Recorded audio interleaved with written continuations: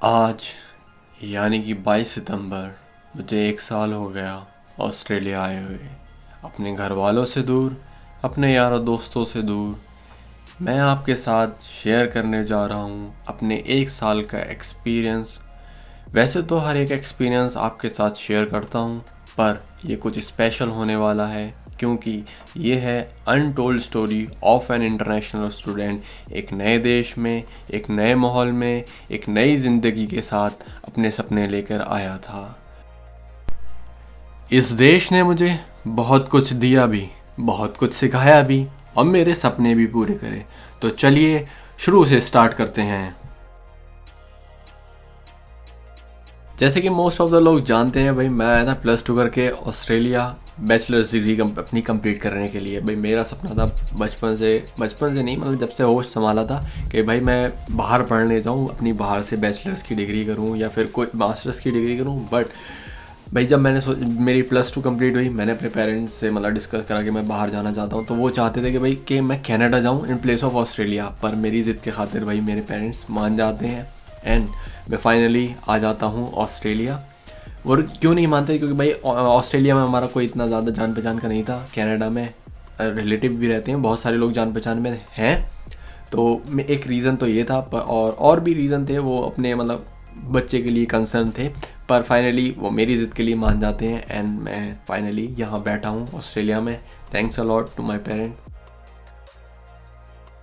मेरी यूनी थी भाई सिडनी में। जब मैंने फ़ाइल लगाई थी, मतलब ऑफ़र लेटर जब अप्लाई किया था, तब मैं किसी को नहीं जानता था सिडनी में। तो फिर उसके बाद हमारे एक दूर के रिलेटिव थे अरवास भाई, वो यहाँ रहते थे सिडनी में 3 साल से।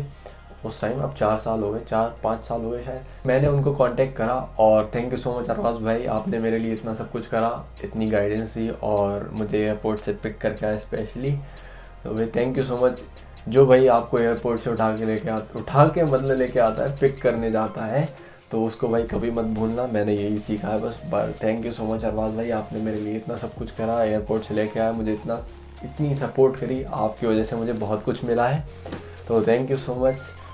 मैं बस वर्ड्स में नहीं वो चीज़ नहीं एक्सप्लेन कर सकता, पर थैंक यू सो मच। तो यहाँ से जर्नी शुरू होती है भाई मेरी स्टूडेंट लाइफ की। मैं सिडनी में आ गया, लैंड कर गया। अब मेरी स्टूडेंट लाइफ शुरू होती है। क्या क्या होता है मेरे साथ, वो सारी चीज़ें मैं आपको डिटेल में बताने वाला हूँ। और बस stay tuned till the end.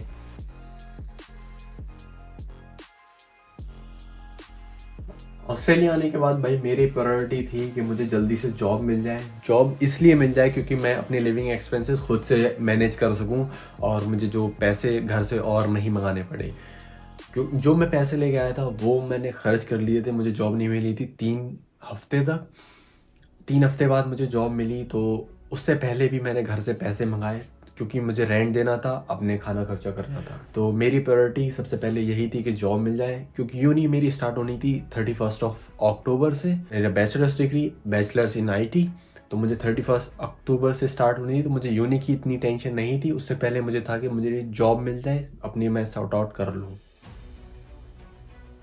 फिर फाइनली मुझे जॉब मिली अरवाज भाई की वजह से। उन्होंने अपने रेफरेंस के मुझे जॉब दिलाई and thank you so much. फिर से बोलना चाहूँगा अरवाज भाई को, उन्होंने मेरे लिए बहुत कुछ किया। तो भाई मैंने जॉब अपनी ऑनेस्टली मैं 100% दे के करा की जॉब, और तब से अब तक मैंने अपना खर्चा खुद उठाया और फ़िलहाल तो अभी भी खुद ही उठा रहा हूँ। और उसके बाद मुझे घर से पैसे मंगाने की ज़रूरत नहीं पड़ी। और साथ ही साथ मैंने अपनी पढ़ाई भी कंटिन्यू रखी। मुझे बहुत सारे लोगों ने बोला कि भाई अपना कोर्स चेंज कर ले, किसी ट्रेड कोर्स में आ जा या फिर यूनिवर्सिटी छोड़ के कॉलेज में आ जा। वो उसका रीज़न ये था कि भाई कि फ़ीस कम हो जाएगी या फिर आईटी में पीआर बहुत मुश्किल से मिलती है, थिंग्स लाइक दैट। बट मेरा ये मानना था भाई मानना भी था, और साथ ही साथ एक ये रीज़न था, मेरा इंटरेस्ट है आईटी में, तो मैं ये कोर्स कंटिन्यू करना चाहता था। और साथ उसके अलावा भाई मेरे पेरेंट्स ने +2 तक मुझे इतने अच्छे स्कूल में पढ़ाया और उन्होंने अपने बेसिस पे मुझे पढ़ाया। अब जब मैं यहाँ ऑस्ट्रेलिया आके अपने पैरों पे खड़ा हो गया हूँ, मतलब पहले खड़ा उन्हीं की वजह से हुआ, पर यहाँ आके जब मैं अपने पैरों पे अब खड़ा हूँ, तो एटलीस्ट मैं उन्हें एज अ गिफ्ट रिटर्न में एक अच्छी यूनिवर्सिटी से मैं डिग्री तो दे सकता हूँ उनको एज अ गिफ्ट। तो यही एक रीज़न है जिस वजह से मैं अपनी आईटी की मतलब अपनी डिग्री स्टडी कंप्लीट करना चाहता हूँ और कर रहा हूँ। तो अक्टूबर में मेरा बर्थडे था, 6 अक्टूबर। तो उस टाइम अरबाज़ भाई यहाँ सिडनी में नहीं थे, उन्हें बाहर जाना पड़ा था किसी वजह से। तो उस टाइम मेरा जॉनी ने बर्थडे सेलिब्रेट करा था, उसके लिए मैं जॉनी को भी थैंक यू सो मच बोलना चाहूँगा। तब वो मेरा पहला बर्थडे था जब मैं अपनी फैमिली से दूर था, और मैं उस टाइम पे बहुत ज़्यादा मिस कर रहा था। अभी भी मिस करता हूँ कभी कभी, अब वैसे तो हर टाइम करता हूँ पर कभी कभी ज़्यादा करता हूँ, लेकिन उस दिन मैं कुछ ज़्यादा ही मिस कर रहा था, क्योंकि अभी तक अपनी लाइफ में मैंने कभी अपना बर्थडे अपनी फैमिली से दूर नहीं सेलिब्रेट करा था। और उस टाइम पे मैं बहुत ज़्यादा अकेलापन फील कर रहा था, और जॉनी ने वो मेरे लिए किया, केक वगैरह लेके आया, उसके लिए थैंक यू सो मच। और मैं ये चीज़ें, जो कुछ चीज़ें हैं जो मैं कभी अपनी ज़िंदगी में नहीं भूलूँगा। और फिर मुझे वो केक जब लेके आया मुझे बहुत अच्छा लगा था। फिर फाइनली वो दिन आता है जो मैं पहली बार अपनी यूनी गया, 31 अक्टूबर। और वहाँ पहली जो क्लास मैंने लगाई वो अलग ही एक्सपीरियंस था मेरे लिए, क्योंकि मैं कभी स्कूल के बाद यूनी या कॉलेज नहीं गया था। मुझे बहुत मतलब पहला फर्स्ट एक्सपीरियंस था। और फिर ये भी खुशी थी कि मैं हाँ ऑस्ट्रेलिया आ गया फाइनली, और मैंने अपनी स्टडी स्टार्ट कर दी है। एक चीज़ और थी उस दिन कि फराज आ रहा था, और फराज की फ़्लाइट 7 बजे लैंड होने वाली थी और मेरी क्लास थी 8 बजे। तो उसको बेचारे को 2 घंटे वेट करना पड़ा, और मैंने अपनी क्लास पहले फिनिश करके फिर उसको एयरपोर्ट से मैं पिकअप करने गया। वो दिन था जो मुझे एक और साथी मिला यहाँ ऑस्ट्रेलिया में, और वो अभी तक मेरे साथ है। उसने भी मेरा हर एक चीज़ में साथ दिया है। मैं थैंकफुल हूँ कि वो यहाँ आया मेरे पास, और उसके लिए उसको भी थैंक यू बोलना चाहूँगा, जो वो मेरा इतना सपोर्ट करता है, करा था उसने। ठीक है, अब मैं लगभग सेटल हो चुका था, मेरा काम भी चलने लगा था और यूनी भी, मैं सब कुछ एकदम बढ़िया तरीके से चल रहा था। पर मेरे काम पे लगती है चोट और मेरा हाथ जल जाता बहुत बुरी तरीके से। और उस दिन मुझे एहसास होता है कि यार अब जिम्मेदारी आ गई है। और वो चीज़ मैंने उस सिचुएशन को मैंने बहुत अलग तरीके से मैंने हैंडल करा, क्योंकि जब मुझे घर पे चोट लगती थी, थोड़ी सी भी चोट लगती थी, तो मेरे पेरेंट्स बहुत ज़्यादा इमोशनल हो जाते थे। तो ये चीज़ मैंने अपने घर पे नहीं बताई थी उस पॉइंट ऑफ टाइम पे, और मैं खुद उस चीज़ को डील कर रहा था। मेरा हाथ इतना ज़्यादा वो हो गया था, मैं उसको सीधा भी नहीं कर पा रहा था। वो दर्द वो मुझे अभी भी याद है। और फिर मैं घर पे बात कर रहा था, वीडियो कॉल चल रही थी, और पता नहीं क्या हुआ, मैं अपने सर पे हाथ लेके क्या हुआ, और मेरी मम्मी ने वो देख लिया। फिर मेरी मम्मी और मेरे पापा जो है वो बहुत ज़्यादा इमोशनल हो गए थे, क्योंकि वो छोटी सी भी चोट लगती थी मेरे तो बहुत ज़्यादा वो हो जाते थे। और ये तो फिर बहुत ही बुरी तरीके से मेरा हाथ जला हुआ था। फ़ोटो जो मैं दिखाया है वो इतना ज़्यादा क्लियर नहीं है, पर उसके बाद भी बहुत ज़्यादा बुरी कंडीशन हो गई थी, और मैं हाथ मतलब उस हाथ से कोई काम भी नहीं कर पा रहा था। तो बस ये एक ज़िम्मेदारी और बहुत कुछ एहसास दिलाया उस चीज़ ने, हाँ, कि तुम्हारे ऊपर अब ज़िम्मेदारी आ गई है, और अब तुम्हें यहीं पे तुम्हें काम करना है, चाहे जॉब करनी है वैसे 9 to 5 या फिर किसी रेस्टोरेंट में या किसी भी चीज़ में करनी है, सब कुछ तुम्हें खुद हैंडल करना है। और उस दिन एहसास हुआ कि हाँ, मेरे पापा जो मेहनत करते थे और उनके भी चोट वगैरह लगती थी, तो क्या कैसा फ़ील होता है और कितना दर्द होता है, और उस चीज़ का मुझे उस दिन एहसास हुआ, और मैं वो चीज़ें नहीं भूलूँगा कभी। तो भाई नवंबर गुजर जाता है भाई हाथ के दर्द में, और साथ ही साथ यूनी और काम में। और नवंबर के लास्ट में मेरा हो जाता है यूनिट ख़त्म, और फिर उसके बाद मुझे पड़ जाती हैं भाई समर ब्रेक्स। तो यूनी ख़त्म होते होते मुझे एक इंसान मिलता है, जो उसके लिए भी मैं बहुत ज़्यादा थैंकफुल हूँ, उस खुशी के लिए बहुत थैंकफुल हूँ कि हाँ मुझे वो इंसान मिला और हर एक चीज़ में उसने मेरी हेल्प करी। उसके बाद मेरी समर हॉलीडेज़ पड़ जाती हैं और यूनी ख़त्म हो जाती है अनटिल फ़ेब। अब नवंबर का लास्ट चल रहा था, नवंबर ख़त्म होने वाला था, और मेरी फैमिली में से एक मेंबर की डेथ होगी। और उस टाइम पे मैं बहुत ज़्यादा अकेलापन फ़ील कर रहा था। जॉब पे था जब मुझे पता चला, और मैं जॉब वॉब छोड़ के मैं सीधा घर पे आया और मैं बस रोने लगा। काफ़ी टाइम मैंने रो के बिताया उस दिन, और मैं बहुत ज़्यादा अकेलापन फ़ील कर रहा था, और मैं जाना चाहता था वहाँ पे पर नहीं जा सकता था, और बस नहीं जा सकता था। मेरे मन कहता था कि मैं जाऊं, पर अनफॉर्चुनेटली मैं नहीं जा सकता था वहाँ पे। और फिर उसके बाद दो दो तीन दिन बहुत ज़्यादा मतलब लो फील हुआ मुझे, और फिर ऐसे ही हफ्ते गुजरते गए और फिर थोड़ा बहुत ठीक होने लगा।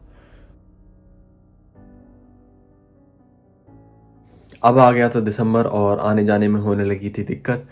गर्मी ज़्यादा पड़ने लगी थी, काम पे जाना था क्योंकि उस टाइम मैं 2 स्टोर में काम करने लगा था, तो आने जाने में भी दिक्कत ज़्यादा होने लगी थी। तो अरबाज भाई ने बात करी एक रेंटल एजेंट से, तो हमने रेंटल एजेंट से गाड़ी फाइनलाइज करी और उसके पास गए। पर अनफॉर्चुनेटली लास्ट मोमेंट पे उसने बोला कि इंश्योरेंस क्लेम नहीं हो सकता मेरे उस पर, क्योंकि मैं 21 से कम का था, कि मैं आपको गाड़ी नहीं दे सकता। तो फिर वापस आते टाइम हमने सोचा क्यों ना हम अपनी खुद की गाड़ी ले लें। तो हमने एक हफ़्ता वेट करा और 8 ऑफ दिसंबर को फाइनली मैं अपनी गाड़ी लेने पहुंच गया। अपने मार्केट प्लेस पे से मैंने गाड़ी ढूंढी, इस कैमरी स्पोर्टिवो V6, और पहले ही नज़र में वो गाड़ी मुझे एकदम बढ़िया पसंद आ गई। आपने मोस्ट ऑफ द वीडियोस में देखा होगा कि गाड़ी मेरी, और वो गाड़ी मेरे लिए बहुत अच्छी रही, उसमें कोई दिक्कत नहीं है फ़िलहाल माशाल्लाह अभी तक, और आई होप आगे भी बढ़िया चले। और मैंने उसके साथ मैं बहुत बहुत घूमा हूँ, बहुत सारी जगह जब से वो आई है गाड़ी। तो दिसंबर मेरा बहुत बढ़िया कटता है, गर्मी होती है, बीच बीच पे घूम के आते हैं। लास्ट में जो क्रिसमस आता है और न्यू ईयर, उस टाइम पे पब्लिक हॉलीडे में काम, मुझे दोनों टाइम में मुझे जॉब मिली थी और मुझे डबल पे रेट भी मिला था।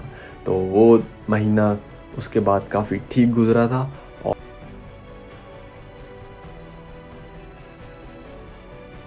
अब आ जाता है भाई जनवरी स्टार्टिंग में बहुत बढ़िया गुजरा था, पर लास्ट में हमें घूमते होते हैं, जैसे कि मैंने अभी बोला कि मैंने बहुत घूमा।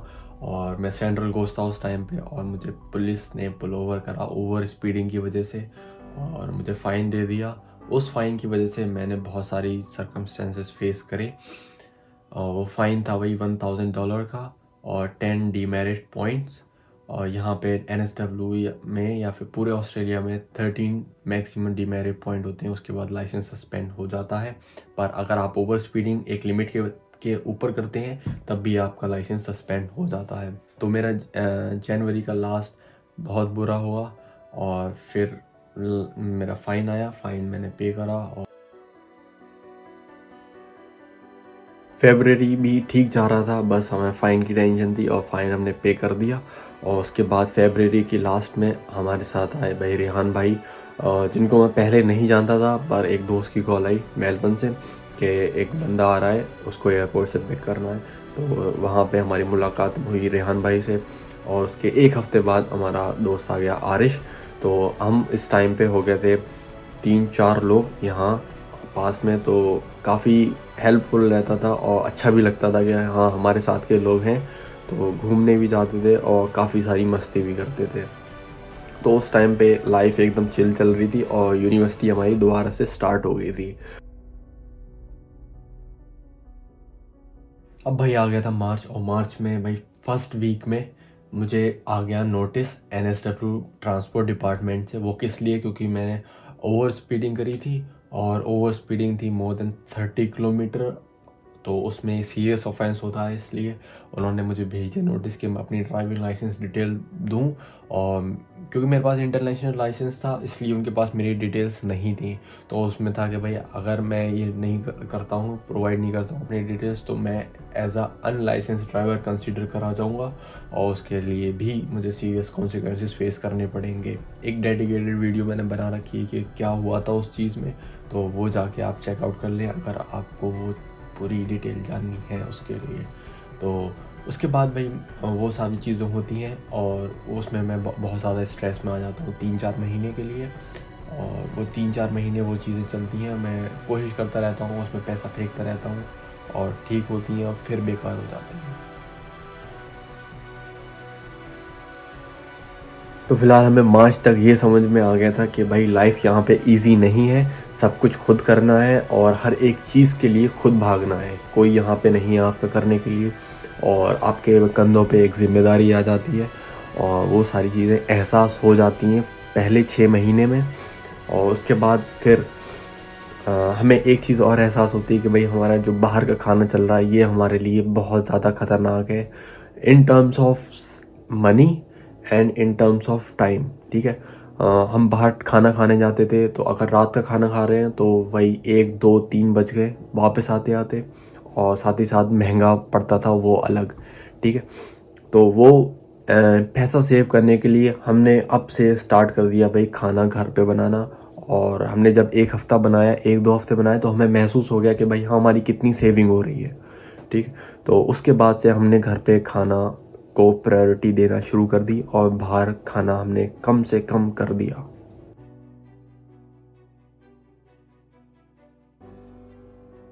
फिर आ जाता है मार्च की लास्ट और अप्रैल, ये हमारा अपॉइंटमेंट्स में गुजर जाता है। कभी किसी डिपार्टमेंट से अपॉइंटमेंट, कभी किसी डिपार्टमेंट से अपॉइंटमेंट, और साथ ही साथ आपको यूनी भी जाना है और काम पर भी जाना है।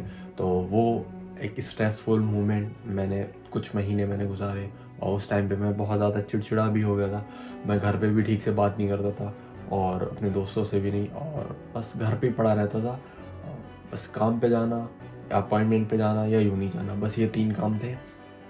उसके अलावा मैंने बाहर घूमना भी उस टाइम पे बंद कर दिया था, और वीडियोस भी मैं नहीं बना रहा था। जब से मेरा फ़ाइन आया था उस टाइम से एक लंबे टाइम तक इसी स्ट्रेस में मैं रहा, और वीडियोस वगैरह भी नहीं बना पाया। यूट्यूब के लिए मैं शूट करता था पर फिर मेरा मन नहीं होता था कि मैं आगे की शूट करूं या कुछ बोलूं या कुछ शेयर करूं। तो वो मोमेंट भी मैंने देखा, और वो सब जिम्मेदारी और वो स्ट्रेस सब अपने कंधों पर लेके चला, और फाइनली उसको मैंने खुद सॉर्ट आउट कराया, भाग के दौड़ के कुछ भी करके। फ़िलहाल वो चीज़ मुझे, क्योंकि घर पे भाई सब कुछ पेरेंट्स करते हैं, हर चीज़ में हेल्प कर देते हैं पेरेंट्स। खुद अगर नहीं जाने का मैंने तो भाई पापा को भेज दिया, और डॉक्यूमेंट वगैरह सब पापा ने करवा दिया। कुछ खुद नहीं करने की ज़रूरत थी, पर यहाँ पे मुझे खुद करना पड़ा, और वो सारी चीज़ें एक ज़िम्मेदारी महसूस हुई।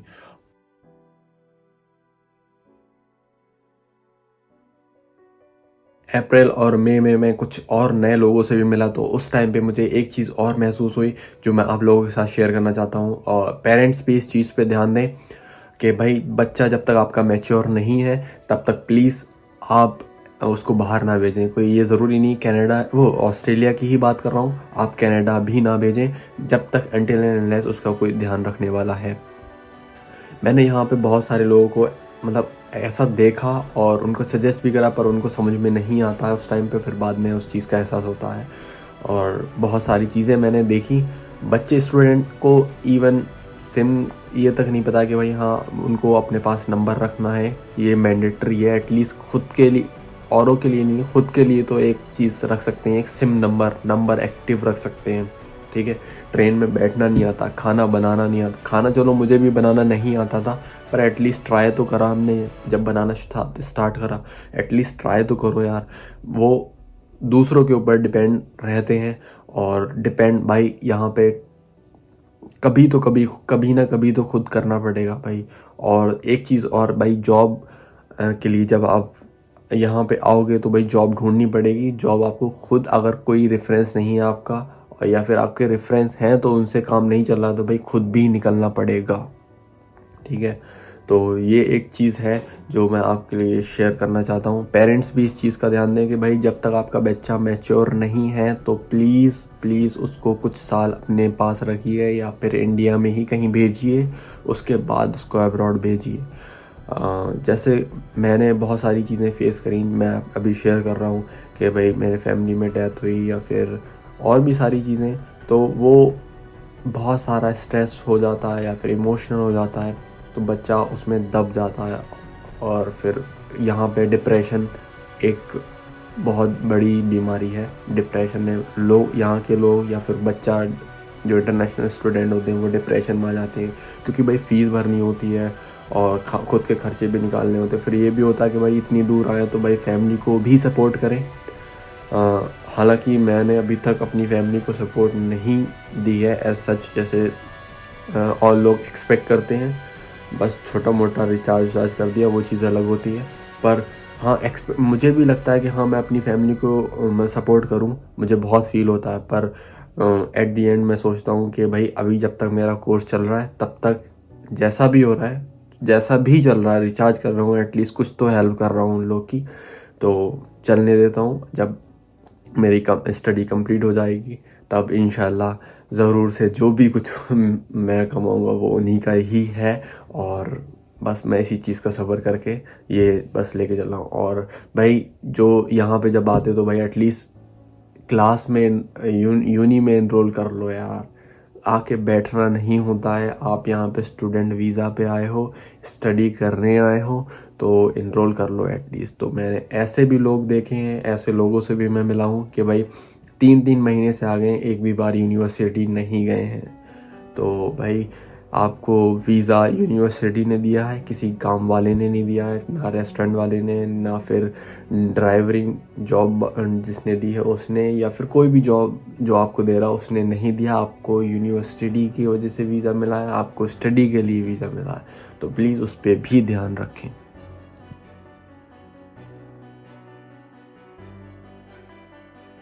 एक चीज़ और मैंने यहाँ पे फेस करी, वो थी भाई कि होम सिकनेस। और यहाँ पे आप जब आते हो तो भाई होम सिकनेस स्टार्टिंग में तो बहुत ज़्यादा फील होती है।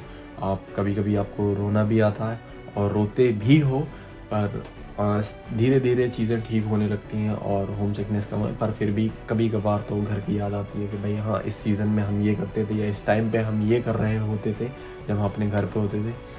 और ये चीज़ अपने घर वालों को नहीं शेयर कर पाते हैं, क्योंकि यार फिर ये भी फील होता है कि हाँ, घर वाले परेशान होंगे, या वो क्या सोचेंगे।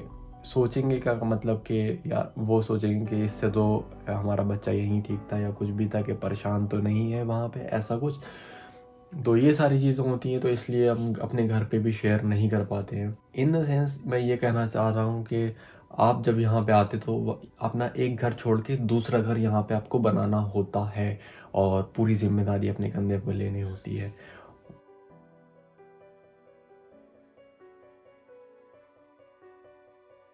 आधी जून के बाद मैंने अलजन्ना रेस्टोरेंट छोड़ दिया, दोनों बैंक्सटाउन और अलवुड दोनों छोड़ दिए थे। फिर उसके बाद मैंने ज्वाइन करा था भाई हेल्थ केयर। उसमें अच्छी पे मिल रही थी और इजी था टास्क, ज़्यादा मतलब पेपर वर्क था मोस्ट ऑफ द टाइम। तो इस वजह से मैंने वो ज्वाइन कर लिया, बट अनफॉर्चुनेटली 1.5-2 महीने के बाद मुझे वो छोड़ना पड़ा। 1.5-1.5 महीने के बाद मुझे छोड़ना पड़ा। वो था भाई रीज़न ड्राइविंग का।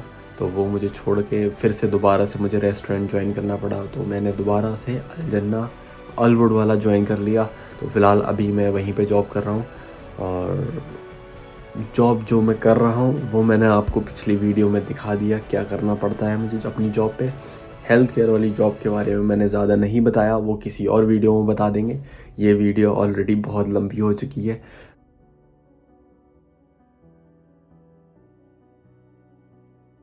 यहाँ का मौसम उल्टा है, मई जून जुलाई में यहाँ पे होती है ठंड, और जबकि इंडिया या फिर और कंट्रीज़ में उस टाइम पे होती है भाई गर्मी। बट गर्मी यहाँ पे तब पड़ती है जब होती है दिसंबर जनवरी, इस टाइम पे बहुत ज़्यादा गर्मी होती है। तो मौसम यहाँ का टोटली डिफरेंट है अदर कंट्रीज़ से। और वैसे नॉर्मल टेम्परेचर ही रहता है, पर गर्मी में कभी कभी ज़्यादा गर्मी हो जाती है, जैसे कि अभी पिछले 2-3 दिन काफ़ी गर्मी रही। तो हम बात करते हैं फिर से महीने पे आते हैं भाई मई के बाद आता है जून। जून में हमने फिर से हमारा सेमेस्टर ख़त्म हो गया। सेमेस्टर ख़त्म होने के बाद हमारी पड़ती हैं फिर से विंटर ब्रेक्स, और जो जुलाई में, और हमारा सेमेस्टर जुलाई भी हमारा बढ़िया तरीके से गुजरा। फिर हमारा जुलाई से ही हमारे वर्किंग राइट्स पे रिस्ट्रिक्शन लग गई थी। और सारे स्टूडेंट्स में, हम पे नहीं, मुझ पे नहीं लगी थी, क्योंकि भाई मेरा सेमेस्टर ब्रेक चल रहा था। सेमेस्टर ब्रेक चल रहा था। सेमेस्टर ब्रेक के बाद मेरा भाई नेक्स्ट सेमेस्टर शुरू होना था अगस्त से। तो मैंने अगस्त से मेरा नया सेमेस्टर शुरू हुआ, और फिर वहाँ पे हमारे पास और भी लोग आए इंडिया से, और काफ़ी कुछ लोग आए, कुछ लोग यहाँ से गए मेलबर्न। आरिश भी हमारा चला गया सिडनी से मेलबर्न। हमने कोशिश करी रोकने की, पर उसने नहीं रुका, वो अलग रीज़न है। और साथ ही साथ हम मेलबर्न भी घूमने गए। तो भाई जब यहाँ पे हो तो घूमो भी ज़रूर। ये नहीं कि भाई यहाँ पे सिर्फ मज़दूर की तरह आए हो और काम करे जा रहे हो। जब इतनी अच्छी खूबसूरत कंट्री में आए हो। मैं ये नहीं कह रहा हूँ भाई हमारा इंडिया खूबसूरत नहीं है, पर जब यहाँ पे रह रहे हो तो आसपास की जगह तो एटलीस्ट घूम ही आओ। और घूमना भी ज़रूरी होता है भाई, थोड़ा इस चीज़ से भी बाहर निकलो, काम या यूनी से, और थोड़ा घूमो, माइंड फ्रेश करो और बस इन लाइफ को एंजॉय करो भाई। जिम्मेदारी अगर आप उठाने के लिए कैपेबल हो तो ज़रूर से आओ। जिम्मेदारी भाई at the end of the day आपको ही उठानी है हर एक चीज़ की। कोई भी आपको कितनी हेल्प कर देगा, एक दिन कर देगा, एक महीना कर देगा, एक साल कर देगा, पर आपको लास्ट में खुद ही करना है अपने लिए। चाहे जॉब पे जाएं या यूनी जाएं या असाइनमेंट बनाएं, कुछ भी करें। और एक और चीज़ भाई, असाइनमेंट में लोग गलती कर देते हैं। एआई से अब एआई आ गया है तो एआई से कॉपी करके डाल रहे हैं। तो यूनिवर्सिटी ऑफ इंग्लैंड ऐसे कुछ यही नाम है, तो वो एआई डिटेक्ट करने लगी है। और भी एक दो यूनिवर्सिटी हैं वो भी डिटेक्ट कर रही हैं। तो एआई से असाइनमेंट ना बनाएं, या फिर आप कहीं और से कॉपी करके प्लेजरिज्म ना लेके आए अपने असाइनमेंट में, क्योंकि प्लेजरिज्म एक सीरियस ऑफेंस है। उसकी वजह से आपको भाई अपनी यूनिवर्सिटी से हाथ धोना पड़ सकता है, यूनिवर्सिटी या कॉलेज से हाथ धोना पड़ सकता है, का मतलब आपकी सीओई कैंसिल हो सकती है। ये एक बहुत ज़्यादा सीरियस ऑफेंस है। तो हर एक चीज़ का ध्यान रखें और लाइफ को एंजॉय करें। मेरा एक्सपीरियंस कुल मिला के ऑस्ट्रेलिया में काफ़ी बेहतर था। मैं काफ़ी अच्छे लाइफस्टाइल मैं अचीव कर पाया एज अ स्टूडेंट, और उम्मीद करता हूँ मैं अपनी फैमिली को भी एक अच्छा लाइफस्टाइल दे पाऊँगा, और अभी जो है लाइफस्टाइल है उसको भी बेहतर कर पाऊँगा। मेरा भी फ़िलहाल कोई एक फ़िक्स रूटीन नहीं है, पर मैं कोशिश कर रहा हूँ कि हाँ, फ़िक्स रूटीन बनाने के लिए। और वैसे भी हम वीडियोस अब काफ़ी रेगुलर लाने लगे हैं भाई। शुक्रिया, आपने इतना ज़्यादा प्यार करा हमारी वीडियोस को। और एक और चीज़ भाई, हमारी एक शॉर्ट जो डाली थी मैंने, वो परमीश वर्मा भाई ने हमारा शेयर करा है अपने यूट्यूब चैनल पे। कम्युनिटी पोस्ट में जाके चेकआउट ज़रूर करें। और उस दिन से भाई मुझे मोटिवेशन मिल गया कि भाई कोई बंदा अगर हमारा इतना बड़ा स्टार अगर हमारी वीडियो शेयर कर रहा है, वह हमें हेल्प करना चाह रहा है या हमारी सपोर्ट कर रहा है, तो भाई ज़रूर से मोटिवेटेड रहो। और वीडियो अब रेगुलर रहेंगी, जैसे कि अभी भी पिछले 1-1.5 महीने से हमारी रेगुलर वीडियो आ रही हैं और आगे भी आती रहेंगी। आप बस बहुत सारा प्यार देते रहिए और बस वीडियो को लाइक करते रहिए, चैनल को सब्सक्राइब करते रहिए। वीडियो लाइक करने से भाई मोटिवेशन बूस्ट हो जाता है, ठीक है। तो अभी जो मोटिवेशन है वो डबल हो जाता है। तो थैंक यू सो मच। और जो भी कुछ मिस आउट कर गया हूँगा वो भाई लाइव आने वाला हूँ संडे को। तो अगर आप वीडियो अभी देख रहे हैं रिसेंट 2 दिन में, तो संडे को मैं लाइव आ रहा हूँ, उसमें कवर कर दूँगा। या फिर अगर आपने बाद में देखी तो लाइव वाला सेशन जाके ज़रूर से चेकआउट कर लें। तो फिलहाल इस वीडियो में इतना ही। आई होप ये वीडियो आपको अच्छी लगी होगी, मेरा 1 साल का एक्सपीरियंस आपको अच्छा लगा होगा। बस बहुत सारा प्यार आप सबको मेरी तरफ से, और थैंक यू सो मच आपने जो मेरे चैनल को सब्सक्राइब करा और वीडियोस मेरी सारी देखी। और हमारा होप सो नेक्स्ट मंथ तक हम 2000 सब्सक्राइबर अचीव कर लेंगे, उम्मीद तो यही है। और अब से रेगुलर रहने की भी कोशिश हो रही है और सक्सेसफुल भी हो रही है ये कोशिश। तो मिलते हैं भाई अगली वीडियो में, वीडियोस आती रहेंगी और बहुत सारा प्यार देती रहिए। Bye bye.